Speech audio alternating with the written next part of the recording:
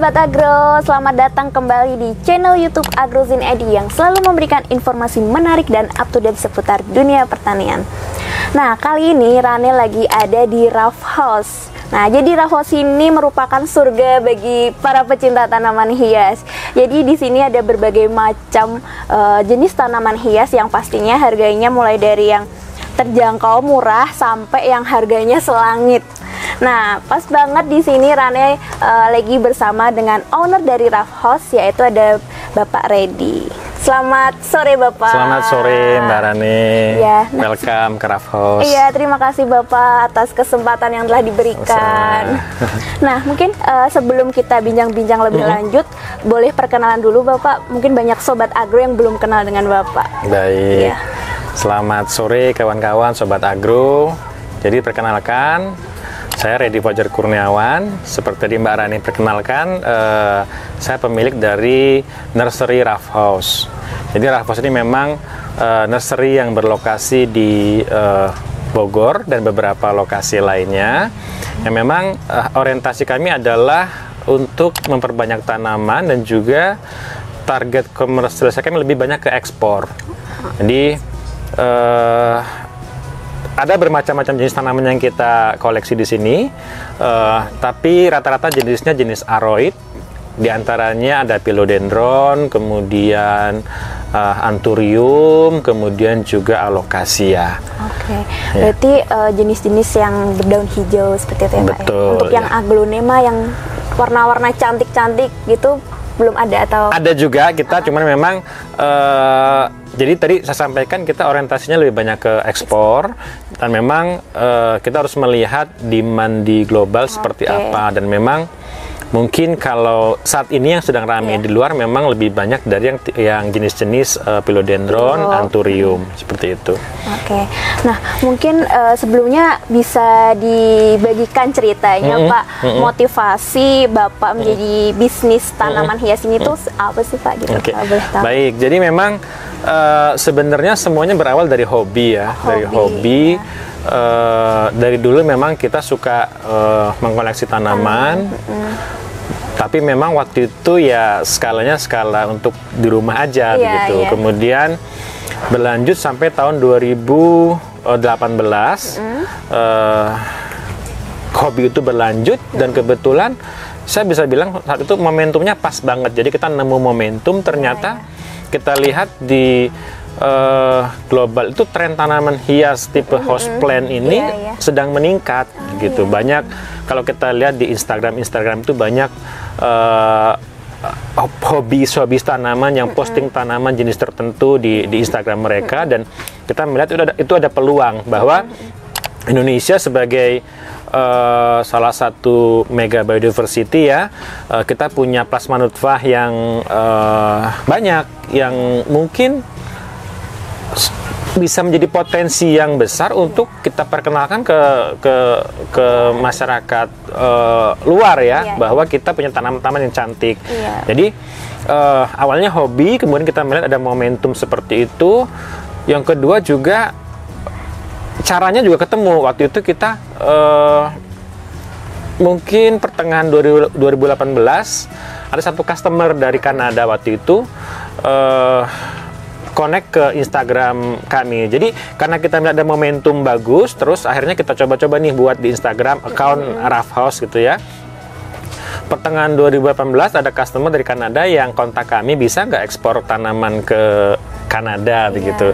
Saya selama ini beli dari Indonesia, tapi caranya tidak sesuai prosedur gitu ya. Jadi ada yang dikirim tanpa dokumen gitu kan. Dia pengen menemukan supplier yang bisa mengirim tanaman ke dia tapi dokumennya lengkap gitu.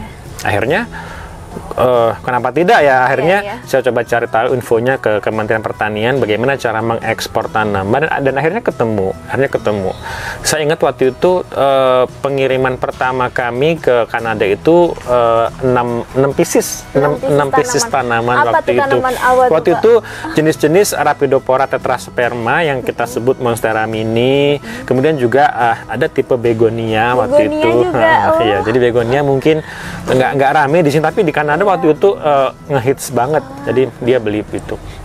Kemudian itu ekspor pertama kami bulan Oktober 2018. Setelah itu semakin banyak customer yang mencoba kontak, dan akhirnya kita bisa continuously untuk ekspor ke luar begitu. Ya. Nah, tadi untuk Raffles ini kan emang concern ke ekspor ya Pak ya. Nah, kemudian untuk prosesnya itu seperti apa sih Pak untuk proses ekspornya itu? Proses ekspor. Jadi, nah ini yang mungkin Sobat Agro perlu tahu juga, dan mungkin orang-orang banyak nggak tahu dulu ketika kita belum memulai banyak yang apatis begitu, dan menganggap itu suatu hal yang susah begitu untuk emang bisa ekspor keluar gitu kan. Ternyata setelah kami datang ke Kementerian Pertanian, terus kita coba berkonsultasi bagaimana caranya, dan sangat mudah sebetulnya. Even nggak perlu berbadan hukum, kita sebagai perorangan pun bisa mengekspor. Cuman memang kalau perorangan terbatas ya nanti kuotanya ya, beda dengan badan hukum. Nah, jadi kita harus mengurus namanya izin ekspor. Jadi kita masukkan ke online sistemnya dari Kementerian Pertanian. Nanti kita mau ekspor apa saja, keluarlah nanti dalam tempo mungkin 7-10 hari kerja lah, itu akan keluar namanya izin ekspor dari Kementerian Pertanian. Di situ ada namanya, tanamannya siapa, tujuannya siapa, eksporternya siapa. Berdasarkan modal ekspor permit itu, kita siapkan tanaman itu kita bawa ke karantina, kantor karantina terdekat. Terus bersama dengan izin ekspor dan beberapa dokumen lainnya untuk dilakukan pengecekan oleh karantina. Nah, karantina sangat ketat dalam mengecek ini, karena memang untuk memastikan bahwa tidak ada yang namanya OPTK, organisme pengganggu tanaman karantina. Artinya jangan sampai nanti tanaman yang kita ekspor itu membawa hama atau penyakit yang di Indonesia ada. Ketika sampai ke negara tujuan, dia akan bisa menginvestasi atau malah nyebar di negara tersebut. Itu karena itu nanti hubungannya government ke government ya. Jadi karantina tugasnya memastikan itu tidak terjadi. Nah, setelah mereka cek, itu prosesnya cukup maksimal satu hari maksimal. Tergantung load, tergantung banyak enggaknya yang minta diurusin waktu hari itu gitu.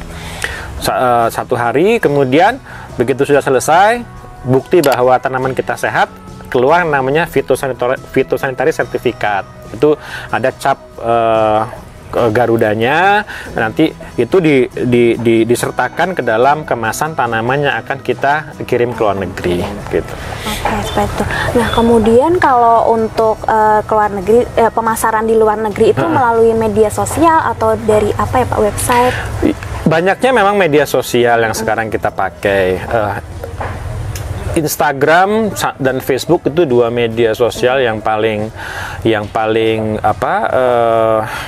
ramai dipakai lah sekarang ya. Tapi juga selain itu juga kita pakai marketplace. Marketplace dari luar ya, namanya Etsy, itu cukup ramai juga. Terus kita juga punya website, cuman website lebih untuk kita arahkan customer melihat website, karena di situ ada price list. Jadi kalau mereka mau tanaman apa, harganya berapa, itu silahkan masuk ke website kita www.myraffles.com. Ya, di situ ada semua informasinya.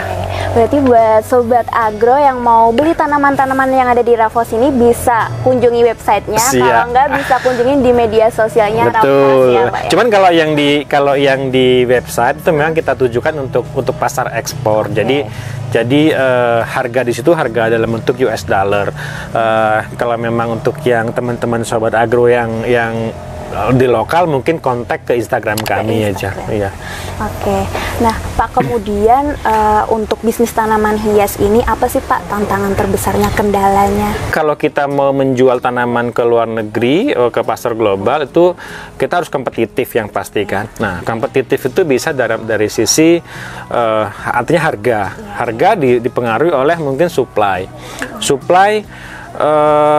Itu harus kita pastikan supply tetap ada, karena orang luar ketika dia membeli tanaman dari Indonesia dengan cara mengimpor, itu mereka mengekspek tanaman yang sehat dan tanaman yang murah kan. Nah, itu kuncinya, sehat dan murah gitu.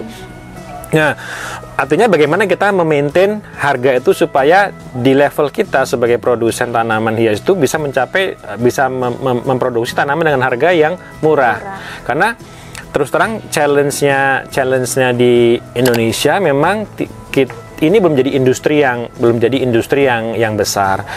Belum ada katakanlah perusahaan yang berhasil, artinya belum menggunakan teknologi seperti kultur jaringan untuk memproduksi tanaman. Kalau kultur jaringan kan tanaman bisa produksi dengan jumlah massal, harga murah. Semua dilakukan secara konvensional dengan cara kalau tanaman jenis philodendron biasanya dipotong stek begini ya, terus nanti ditanam. Jadi itu kecepatannya akan jauh berkurang. Nah, ketika order banyak, kemudian juga supply-nya terbatas, artinya nanti harga di level petani juga akan meningkat, sehingga kita mungkin tidak kompetitif keluar.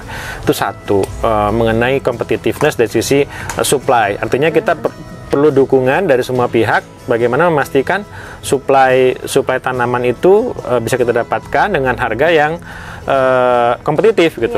Karena ingat juga kita punya kompetitor Thailand sebagai negara kompetitor utama. Mungkin kita bisa bilang Thailand lebih dulu memulai, kita agak belakangan gitu. Cuman kita memang memiliki kelebihan dari sisi Parmanutfah, kita lebih banyak dibandingkan dengan Thailand. Sehingga kalau kita bisa memproduksi tanaman dengan harga yang kompetitif, saya jamin mungkin customer dari luar akan lebih banyak sourcing dari kita ya. Itu dari sisi competitiveness. Kemudian juga banyak yang terjadi adalah mengenai kualitas tanaman ketika sampai di sana, karena kalau kita mengirim tanaman dari Indonesia ke luar negeri itu sudah menjadi perjanjian internasional bahwa perpindahan tanaman antar negara itu tidak boleh menggunakan media, karena media itu sebagai pembawa OPTK tadi. Jadi tanaman harus dibersihkan dari media, akarnya bersih, dicuci, kadang-kadang harus ditreatment dengan anti hama, pestisida dan sebagainya. Bisa dibilang ketika tanaman dilepas dari media itu tanaman dalam kondisi yang stres.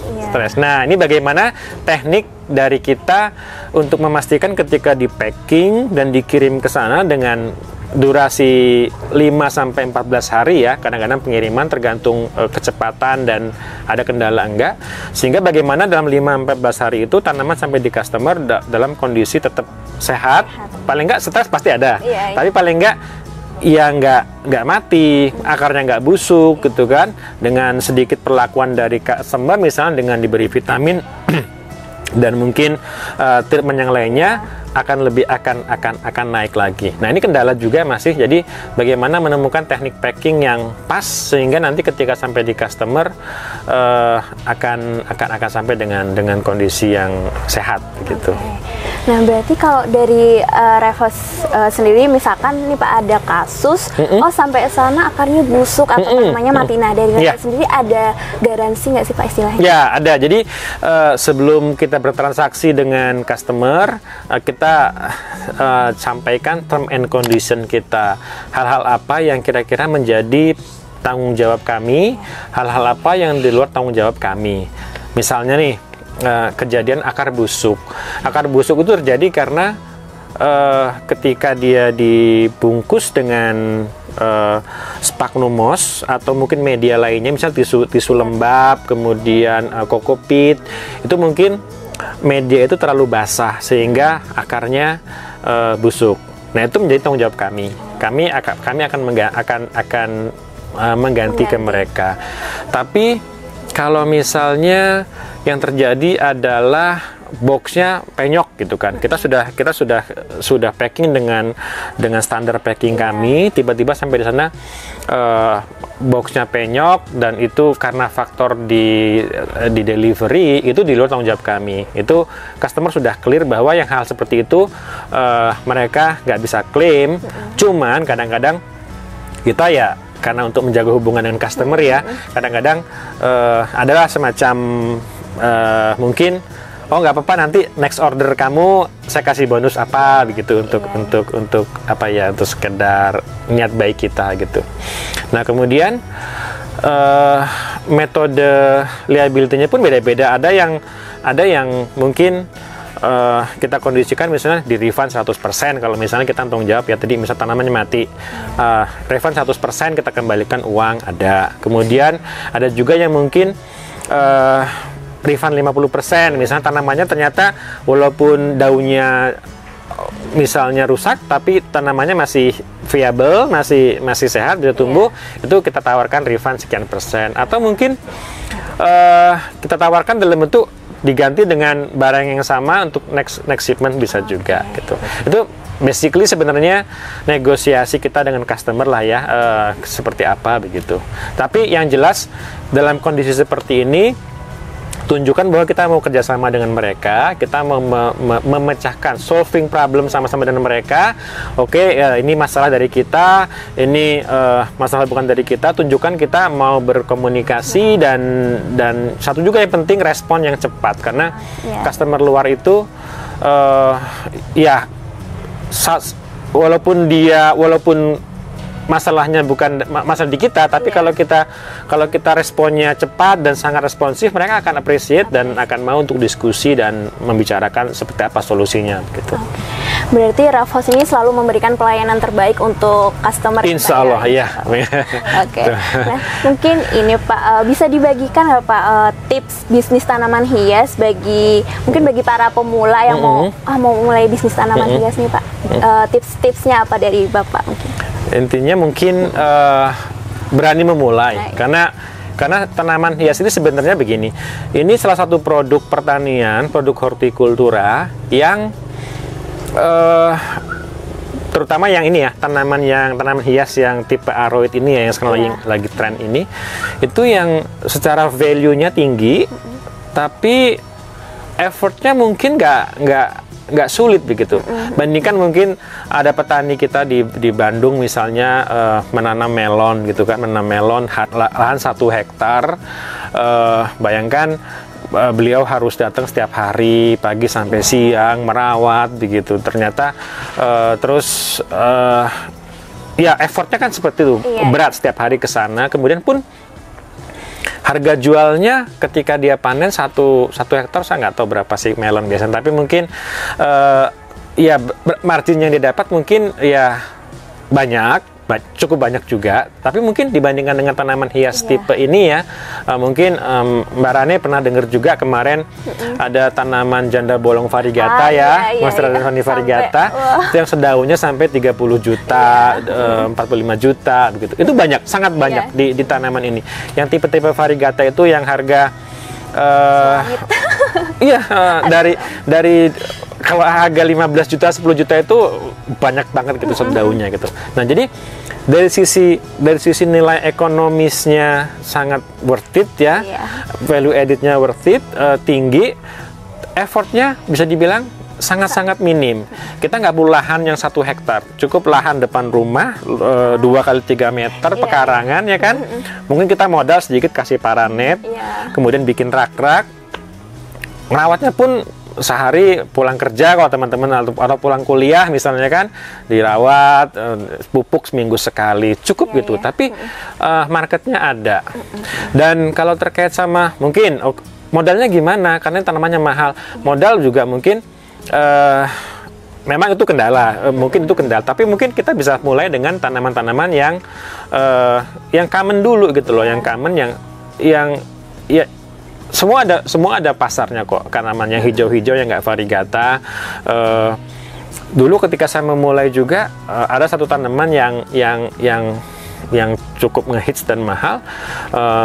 Saya iuran dengan 3 orang teman, tiga orang teman bagi saham ya, harga sekian juta, saya segini bagi rata, terus ditumbuhkan, dijual, udah tuh, udah cepet balik modalnya, dan sekarang udah tinggal untungnya begitu. Itu dimungkinkan, dan banyak teman-teman produsen tanaman hias juga begitu sistemnya. Jadi harus berani karena ini tanaman yang high value dan tidak memerlukan effort yang cukup besar. Terus bagaimana kalau misalnya mau ekspor tapi nggak bisa ngurusnya misalnya? Gampang, banyak teman-teman eksportir yang juga menyediakan servis untuk ngurusin ekspornya. Teman-teman sobat agro tinggal aktifkan sosial medianya aja, ikutin grup-grup di Facebook, ikutin hashtag di Instagram, pamerin tanamannya, nyangkut misalnya bahasa Inggris nggak masalah. Di sini di Ciapus di sini petani-petaninya pada mungkin yang mohon maaf ya katakanlah mungkin pendidikannya sampai level SMP gitu kan, yang bahasa Inggrisnya pun terbatas gitu. Tapi dengan adanya Google Translate mereka melakukan itu gitu kan. Jadi berani memulai pamer-pamer aja begitu, kemudian pakai Google Translate. Setelah ketemu caranya, kontak mungkin Raffles atau mungkin silakan cari teman-teman eksportir lain yang menyediakan jasa membantu ekspornya gitu. Tinggal terima jadi, barang dikirim. Berarti memang sekarang kan kemajuan teknologi semua bisa jadi lebih mudah. Betul, ya. Manfaatkan sosial media. Banget, sosial media sangat berpengaruh. Hanya tinggal mau memulai nggak sebenarnya sih kalau tanaman. Kapan lagi kalau nggak sekarang? Betul. Gitu ya? Momentumnya lagi bagus. Jadi ini tren tanaman hias ini memang mulainya sekitar 2018 ya, 18. Tapi sekarang ini lagi mulai naik. Nanti diprediksi 2025-2026 itu akan sampai peaknya. Nah, setelah itu apakah akan landai atau akan tetap naik, itu tergantung dengan inovasi ya. Bagaimana, makanya mungkin ini juga menjadi challenge kami, bagaimana kita berinovasi untuk meng-create tanaman-tanaman yang mungkin yang unik, yang baru gitu kan. Tanaman-tanaman variegata itu punya nilai ekonomis yang lebih tinggi dan lebih sustain ininya, demand-nya. Oke. Berarti untuk tren tanaman hias itu sendiri sampai beberapa tahun ke depan diperkirakan juga bakalan terus naik terus ya Pak? Iya, saya baca dari market analysis itu sampai 2025 itu growth-nya masih akan naik sekitar 10-15%. Nilainya akan mencapai sekitar 8 billion US dollar secara global. Tapi memang itu tanaman houseplant-nya itu ada banyak bagiannya. Ada tanaman untuk taman, ada untuk rumah gitu kan. Tapi memang kita lihat trennya akan terus meningkat sampai 2025-2026 masih bagus. Belum ada, artinya tidak ada istilah terlambat ya untuk memulai sekarang ya. Betul sekali. Berarti ini momentum yang pas banget nih buat Sobat Agro untuk memulai bisnis tanaman hias ini ya Pak. Betul. Ditambah mungkin dari stakeholder lokal ya, dari Kementerian Pertanian sudah mulai aware juga dengan potensi ekspor tanaman hias ini. Karena dulu kalau bicara produk hortikultura itu kan buah-buahan, sayur-sayuran. Tanaman hias pun anggrek ya kan, anggrek atau tanaman lain. Nah, ini tanaman-tanaman houseplant jenis aroid ini Kementerian Pertanian mulai aware dan banyak kemudahan yang sudah diberikan oleh Kementan dalam hal ekspor ya, dalam hal ekspor. Mudah-mudahan kita akan melihat kebijakan yang lebih mendukung lagi sehingga nanti gairah tanaman hias ini semakin meningkat ya di petani kita gitu. Nah, mungkin terakhir nih Pak Reddy, harapan Pak Reddy atau cita-cita Pak Reddy ke depannya untuk Raffles ini seperti apa? Baik, jadi sebenarnya mungkin secara umum ya, dengan kita di Raffles dengan menargetkan pasar ekspor ya, kita sebenarnya impian kita semua di skala besar ya, di skala nasional sebenarnya kita pengen Indonesia itu menjadi sentra dari aroid, karena dari sisi jemplasem kita lebih baik dibandingkan Thailand sekarang masih menguasai pasar untuk ekspor tanaman hias. Cuman memang mereka memulainya sekitar 30-35 tahun yang lalu ya kan. Kita nih baru mulai nih. Nah, semoga nanti kedepannya dengan tren seperti ini ditambah juga dengan dukungan pemerintah dan petani dan iklim yang sudah iklim regulasi yang sudah semakin baik, kita bisa mencapai itu. Kemudian kalau kami lebih khusus lagi Raffles, kita pengen juga apa yang kita lakukan ini memberikan manfaat kepada petani-petani di sekitar sini ya, karena memang artinya tadi dukungan pemerintah, kemudian kita bisa memaintain harga pasar, kemudian juga sehingga kita bisa tetap menjadi sentra untuk ekspor tanaman hias. Efek dominonya akan panjang gitu kan. Kita sebagai eksportir, kita bisa bekerjasama dengan petani-petani untuk mereka menjadi semacam inti plasma ya, mereka yang akan memproduksi, kita yang mengabsorb. Itu harapan kami sebenarnya sih ya. Nah, semoga juga petani tanaman hias di Indonesia juga semakin sejahtera gitu. Betul. Itu tujuan goal, tujuan utamanya ya. Betul. Nah, mungkin itu saja Pak Reddy bincang-bincang kita pada hari ini. Terima kasih banyak sudah. Terima kasih Mbak Rane. Iya, sama-sama Pak Reddy. Nah, oke Sobat Agro, itu tadi bincang-bincang Rane dengan Pak Reddy sebagai owner dari Raffles. Nah, semoga apa yang disampaikan Pak Reddy dapat menginspirasi dan memotivasi Sobat Agro semua untuk memulai bisnis tanaman hias.